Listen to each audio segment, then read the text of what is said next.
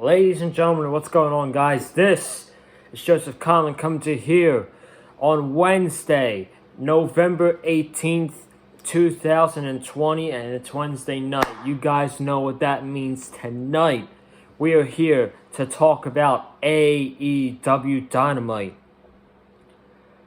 Good show, turned into a great show. Tonight was a great show of Dynamite. That second hour, man. The first hour was pretty good for what I thought. That second hour was freaking awesome. This turned into a great show tonight. We got a lot to talk about, man. We got a lot to talk about. It's very cold in here. It's very cold outside. 36 degrees today here in New Jersey. When it's 36 degrees outside, man, you know it is the holiday season. Thanksgiving is next week. Christmas is in about a month and a few days. It's good times coming, man. Good times are coming in the holiday season. Hopefully we get a normal holiday season this year. At least a little bit of normal holiday season. And I'm going to be bringing you some great content here during Thanksgiving and Christmas season. So stay tuned for that. Before we get into tonight's AEW Dynamite review, I just need you guys to check out a few things for me. Make sure you go check out still my reaction video to the Miami Dolphins victory over the Los Angeles Chargers in Week 10 of the NFL season. Check out my Monday Night Raw review where we talked about the go-home show of Survivor Series and Drew McIntyre winning back his WWE title. And then go check out my NFL Week 11 predictions. And without further ado, let's get into this AEW Dynamite review. We started off the show with the Young Bucks, the AEW Tag Team Champions, going up against a tag team called Top Flight, Darius and Dante Martin. They are 21 and 19 years old. That is pretty insane, man. To think about that, like these guys, like one of them, I'm not sure which one's older or younger, but one of the members of Top Flight is only a year older than me. Like that's absolutely insane to think about. When you got a guy who's 19 years old in there, and he's got a match live on TNT against the freaking Young Bucks. That is absolutely insane to think about. And these guys could not have gotten a better debut match on Dynamite tonight. They could not have asked for any better. They got a video package going around their personal background and what they've been through their life. So I love that aspect already. They gave us a video package to tell us who they are, because they know not everybody watches Dark. And I know they've been on Dark a lot, but not everybody watches Dark. So I'm glad they gave us a video package and they told us, who they are, where they're from, what they grew up around, their background. I love that stuff. And this match, they were taking the fast pace. They were going fast. And then the Young Bucks slowed it down. Slowed it down a little bit with their pacing. So this match went about 12 minutes. Top Flight got some very cool moves in there. So did the Young Bucks. The Young Bucks are working a slower pace now because I think of Matt Jackson's knee. Matt Jackson is moving slowly around with his knee injury, obviously. And I was thinking about it. I might as well talk about it now. Whenever the Young Bucks drop the tag team titles, which I think could be a Double or Nothing 2021 to a team like the Lucha Bros. They could go back to that. Or the Jurassic Express, which could be a great babyface moment. Sort of like Cody and Darby Allin. A lot of people have been talking, not recently, but so when I've been on Twitter. What about a Nick Jackson singles run? And I think once the Young Bucks, they just won the tag team title, so this isn't going to happen soon. So once the Young Bucks drop the tag team titles, I think Matt Jackson's going to go out for a little bit, get surgery, get 100% rehab, and Nick Jackson is going to go on a singles run by himself for a little bit. But for the match, the Young Bucks won 12 minutes, BTE trigger. After the match, you had TH2, Jack Evans and Angelico attack Top Flight, and then the Young Bucks saved Top Flight. So we could be heading for a TH2 Young Bucks match or a TH2 Top Flight match. I'm not sure what. And then the Young Bucks raised the hands of both Dante and Darius Martin of Top Flight. Really good match to start off the show. Like I said, these guys could not have asked for a better debut, in my opinion. This was a great debut for them. They got to face the tag team champions live on TNT, and for the first time watching them, I am a fan. All right, I am a fan of Top Flight, and at 19 and 21 years old, if they are putting on matches like this with the Young Bucks, a really good match, they're gonna. The ceiling for success is very high for these young gentlemen. So I'm very excited for what their future holds.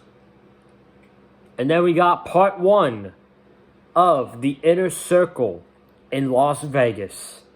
I thought this was the best part of the night.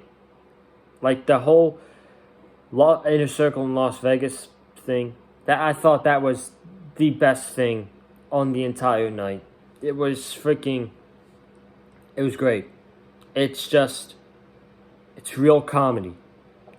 People that want real comedy in professional wrestling, watch this segment. Watch this segment when they're at the bar and Jericho and MJF are going at the bartender. They're doing the same thing they did at the late dinner debonair, where they're trying to one-up each other with a drink. And then they were playing poker, and MJF and Sammy were laughing at each other. And then while Proud and Powerful, MJF, Jericho, and Sammy were laughing, the exchange between Wardlow and Jake Hager, they were just staring at each other the entire time. And then someone random would come up to Wardlow, and he'd knock him down. And Jake and Hager would do the same thing. Wardlow would do the same thing. They would go back and forth, trying to one-up each other there. That was funny. That was actually really funny between Jake Hager and Wardlow. So that was part 1 of this Inner Circle in Las Vegas. We'll get to part 2 in a little bit. But first, we're going to talk about Kip Sabian versus Orange Cassidy. Kip Sabian versus Orange Cassidy. This ties into the best friends, Kip Sabian and Miro feud. This match went about 12 minutes, a good 12 to 13 minutes. Very good match. Very good match. Miro was on commentary. Best friends were not out there. Kip Sabian got a lot of near falls. Orange Cassidy got a couple near falls as well, a couple small packages. And then eventually Orange Cassidy did a mousetrap. He did his mousetrap finish to Kip Sabian, and he pinned Sabian. And then Miro came sprinting down the ring, blasted Orange Cassidy. The best friends came out for the save, and that was that. So the match was very good. I don't know about you guys, but I am not a fan of the mousetrap. I am not a fan of the mousetrap finisher for Orange Cassidy. It just looks really sloppy. It looks really sloppy when you really think about it. Like, okay, it takes a few seconds. Okay, hook the leg. You both got to be on the same page. They roll forward, and going through all of that, it looks slow and sloppy. I don't like that aspect at all. But I mean, besides that, this match was very good, and Orange Cassidy has proven himself in 2020 that this man, Orange Cassidy is not a gimmick, folks. He is just not a guy with a gimmick who's lazy, and he puts his hands in his pockets. This guy can work, okay? This guy is a really good worker. He's feuded with Jericho. He had a good match with John Silver on pay-per-view. He had a classic with Pac back in the early 2020. This guy is huge, and he has been a megastar for AEW. AEW has legit made Orange Cassidy a star. Just look at how many people dressed up as Orange Cassidy for Halloween, and you will know how much of a star that AEW has made Orange Cassidy. That even the mainstream media is talking about Orange Cassidy. So, I mean, good for Orange Cassidy, man. I mean, we'll see. Moving on here, we got a contract signing for December 2nd. Winter is coming. That is AEW's tagline for this match between Kenny Omega and Jon Moxley. They are calling it the biggest match ever to happen on AEW Dynamite, and I would have to agree. This is the biggest match that is ever going to happen on AEW Dynamite December 2nd. So, Kenny Omega, he comes out there and he dresses up exactly like the cleaner. He's got a collared shirt on, buttoned up, and sunglasses. He looks exactly like the cleaner. And before we get to this contract signing, I should mention Moxley cut a backstage promo, and he was talking all the hurdles he's had to jump, and he said, "I got a pregnant wife at home." And then Tony Khan confirmed, congratulations to Renee Paquette and Jon Moxley. Renee is pregnant, and that is the biggest news we have revealed on Dynamite in a long time. So, congratulations to Jon and Renee. Renee is pregnant, and they will be mother and father. So, congratulations to them. Every member of the Shield is going to be a father. Roman's already a father. Becky Lynch is due in a couple weeks. And now Renee's pregnant. So, congrats to Jon Moxley and Renee Young. Back to the contract signing. Jon Moxley gets introduced. Jon Moxley did not come out. He's backstage. He's laying on the ground. He's all busted open. And we don't know who attacked him. Then Kenny Omega says, I don't know what to say. I really don't know. He then gets up. He says, the first time it was an elbow injury. Now it looks like a nose. But you're not getting it away with it this time, Jon. He takes the pen. He reads the contract. He signs the contract. And Kenny Omega has signed his name for the December 2nd match against Jon Moxley. I'm guessing something is going to happen next week. Maybe Kenny Omega reveals that he did attack Jon Moxley. And we get Moxley signing the contract before the match on December 2nd. That should be amazing, man. That should legit be amazing. I'm really excited for that show. That show is going to be like a pay-per-view, hopefully. They even said tonight, a lot of people in the back want to get on that card for December 2nd just because of that match that is happening in the main event between Kenny Omega and Jon Moxley. So, we will see how that show goes on December 2nd. And then we got the final part of the Inner Circle in Las Vegas. They are drunk. They're on top of a building. May I mention, at the first part, they had Conan with them. So that was very cool. They then had Elvis. Elvis was with the Inner Circle. They were all drunk. They were making jokes. MJF was making jokes with Sammy Guevara. They then woke up in the morning, and Elvis was found sleeping next to Chris Jericho. He was sleeping next to Jericho. They freaked out. Jericho's like, oh, my head. He then got up. We saw MJF sleeping in the bathtub. He woke up. He said, "Come on, little buddy. Wake up. Wake up." Talking to Sammy Guevara. Sammy Guevara was sleeping in a water fountain. He was sleeping in a water fountain. Yes, his pants were soaked. We turned the camera to MJF, and MJF has a lot of stuff written on his face. Probably written by Sammy Guevara. I'm not sure if he found out. But then we get Ortiz. He's working out while everyone's asleep. Santana is feeding animals that somehow got into their hotel. And that was that. So the Inner Circle was hungover. They were hungover in Vegas, baby.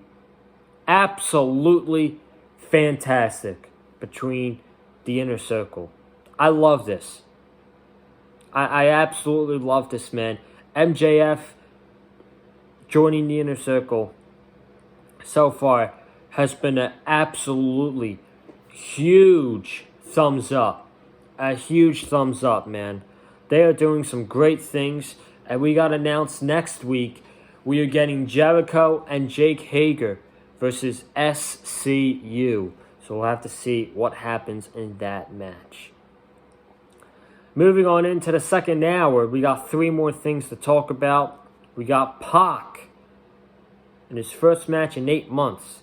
And he's going up against The Blade. This was a great match. This was a great match.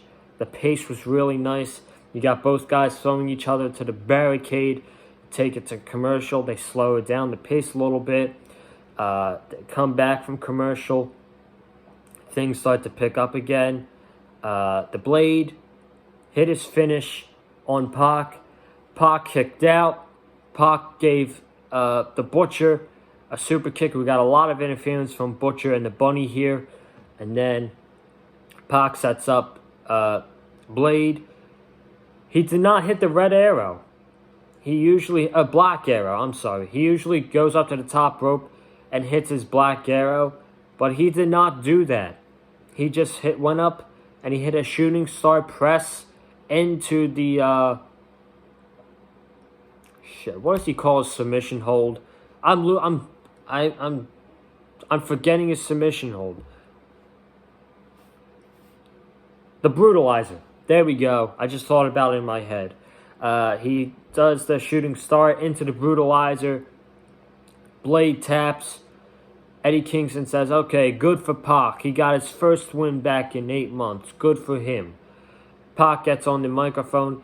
He's talking directly to Eddie Kingston. He immediately gets attacked by the Butcher, the Blade, and Eddie Kingston. Eddie Kingston cuts a great promo on Pac up until Rey Fenix. Rey Fenix comes out to help Pac. Then out comes Penta. Penta comes out with a steel chair. He is Eddie Kingston's best friend. Eddie Kingston's best friend Penta comes out with a steel chair. He's got Rey Fenix's brother laying right in front of him. You got the Butcher, Blade, and Eddie Kingston telling him to hit the steel chair on his brother. Penta then looks at Eddie Kingston. He looks at his brother. He goes to hit Eddie. Eddie gets out the ring. And Penta says, no more. He goes with Pac and Rey Fenix. And the Death Triangle are back together. And this is just the start. This match tonight with Pac and Blade was just the start of this feud between Death Triangle and the family with Eddie Kingston, Butcher, and Blade. I'm here for it, man. This is money. This is what I wanted for a very long time. I wanted Kingston to win the World Championship and make this feud with Pac for the World Championship. But I believe sometime down the line, Eddie Kingston is going to be the World Champion. But this feud with Pac, it's already hitting a home run, man. I'm so excited for what's happening. It seems like we are heading for a match between Pac and Eddie Kingston.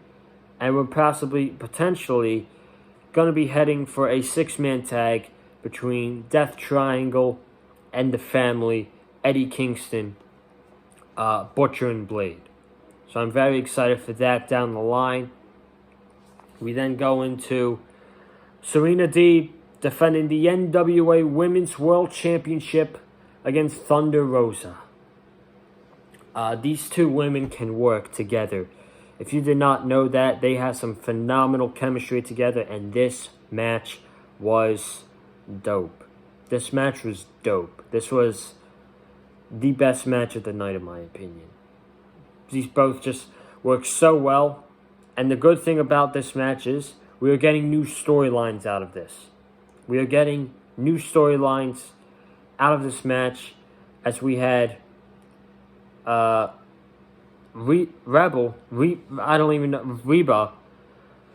distract the referee during this match, who I think was Aubrey Edwards.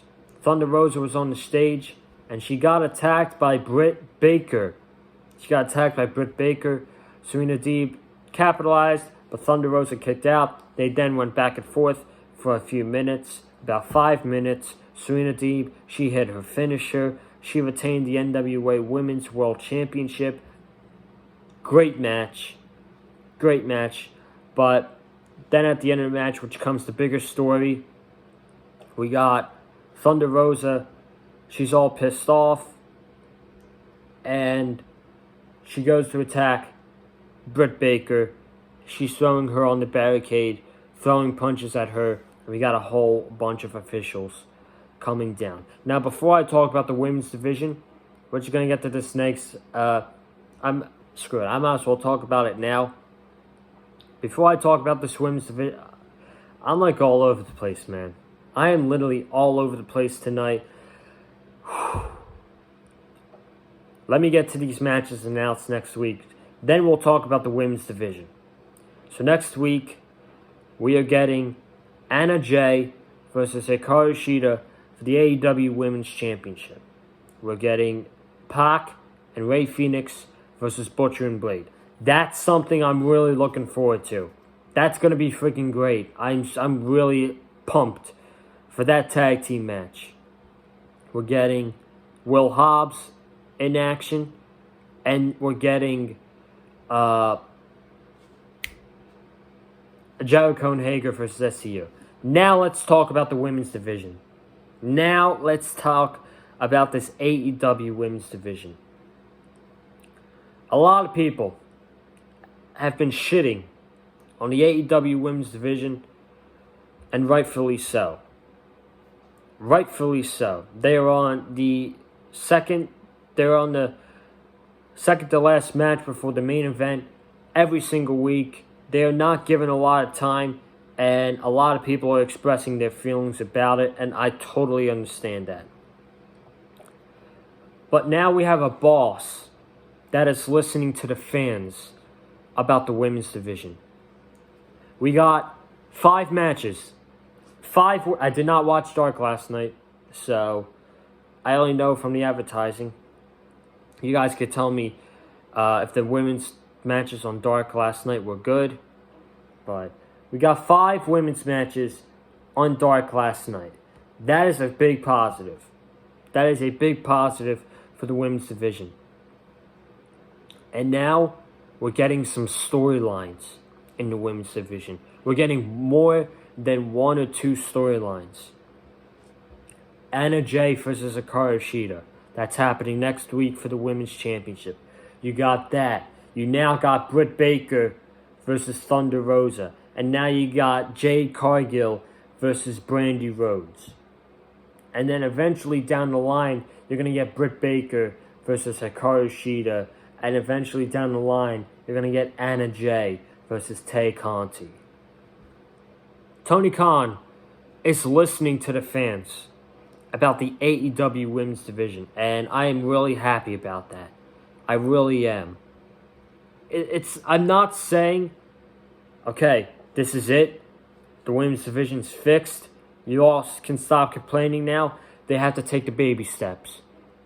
This is a baby step. 5 matches on Dark is a baby step. This is not going to work overnight like that, folks. It's going to take a couple months. It's going to take maybe a year to get to the women's division, where Tony Khan and Kenny Omega vision, their vision for the women's division. It's not going to work overnight like that.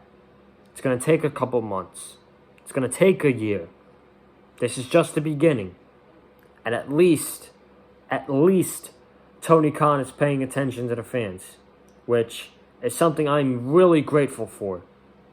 Because let me tell you something, man. If this was WWE, and WWE's women's, the main roster, okay, NXT's women's division is the best women's division in the world, okay, hands down. But the main roster's women's division, on Monday Night Raw specifically, is trash. And no one speaks up about it. No one speaks up about it.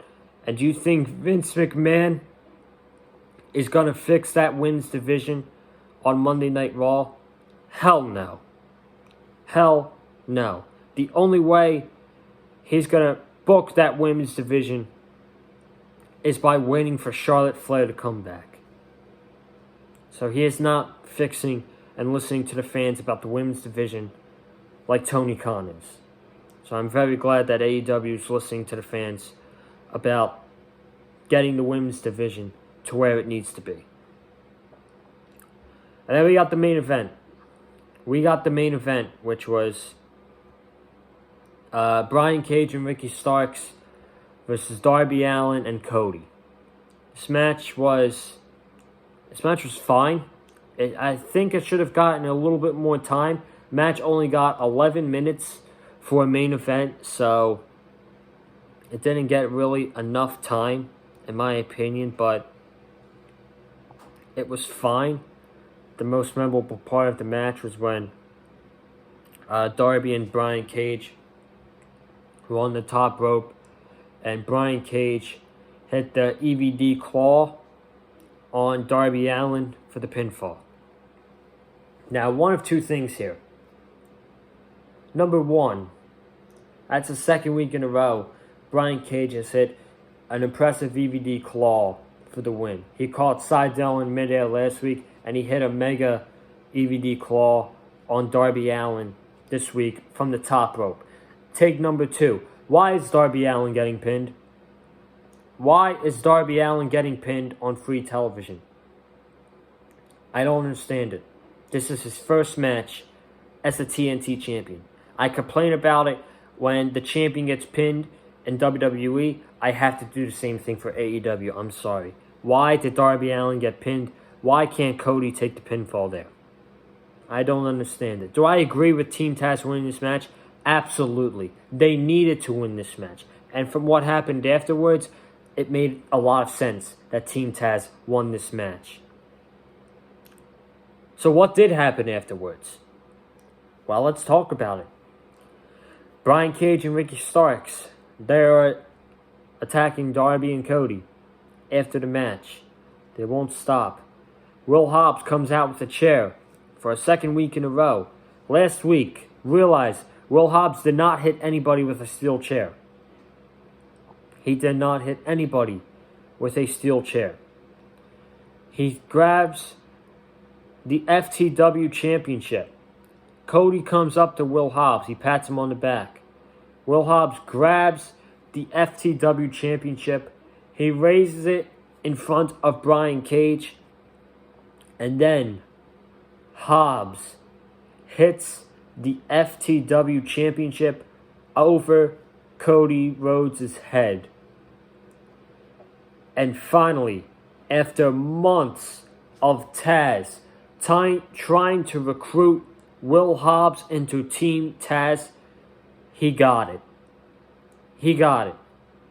He did not hit anybody on Team Taz with a steel chair last week. And this week, he joined Team Taz. This was phenomenal storytelling, long-term storytelling that nobody, including myself, think about. Did I think Will Hobbs was going to join Team Taz? Yes. I thought eventually he's going to join, and it's going to be very good because we have not heard Will Hobbs on the microphone yet, And I'm sure Will Hobbs needs a mouthpiece. So Taz, as his mouthpiece, is going to be very good for Will Hobbs. And he could still be a monster and booked like, a machine, like Brian Cage is. I love this. I absolutely love this. The ending of this show was awesome. I'm really happy for Will Hobbs. He's on a big role now on this show. He's a part of Team Taz. And I'm excited, man. I think we're building to Darby Allin and Ricky Starks for the TNT Championship. And we're possibly building to Cody Rhodes versus Brian Cage, which I think is going to be a freaking great match that no one would expect. So, that was the ending to a great episode of AEW Dynamite tonight. But ladies and gentlemen, that is it. That is going to wrap it up for the review here. I want to thank each and every single one of you who tuned into the review tonight. Make sure you subscribe to the channel, man. We are 5 subs away from 250 subscribers. And tomorrow is going to be the Survivor Series preview and predictions here on the channel. I'm going to be joined by the Blue Riot, aka Colton. And that video should be up around 1 o'clock Eastern Time. I'll keep you guys updated on Twitter tomorrow. You're going to make sure you want to subscribe to the channel.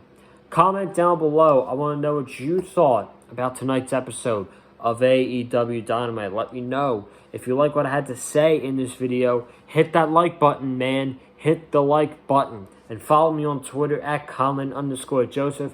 And guys, I will see you tomorrow back here on the channel for Survivor Series preview and predictions with the Blue Riot. Have a good night. Stay safe.